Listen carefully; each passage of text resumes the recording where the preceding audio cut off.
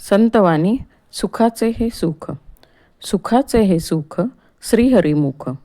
पाहता ही भूक तहान गेली, भेटली भेटली विठाई माऊली.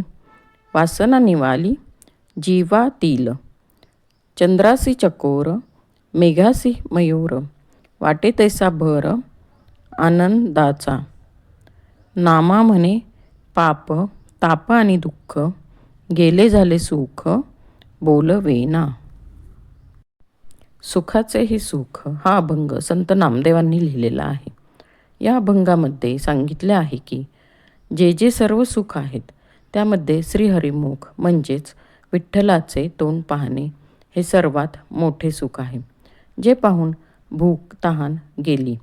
आणि इथे विठ्ठलाला आई म्हणून संबोधले आहे.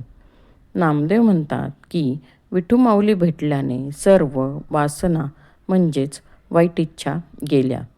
चकोर पक्षी ज्याप्रमाणे चंद्राला पाहून आणि मोर ज्याप्रमाणे पावसाच्या ढगांना पाहून आनंदित होतात, त्याचप्रमाणे विठ्ठलाला पाहून आनंद होतो.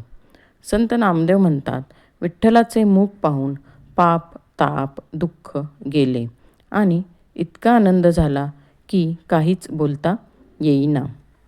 या अभंगामध्ये संत नामदेव सांगतात की सर्व सुखामध्ये विठ्ठलाला पाहण्याचे सुख हे सर्वात मोठे सुख आहे. आणि विठ्ठलाला पाहून जो आनंद होतो त्या आनंदापुढे बाकी सर्व आनंद कमीच आहेत. आणि विठ्ठलाला पाहताच आपले सर्व पाप शीण त्रास दुःख दूर होतात.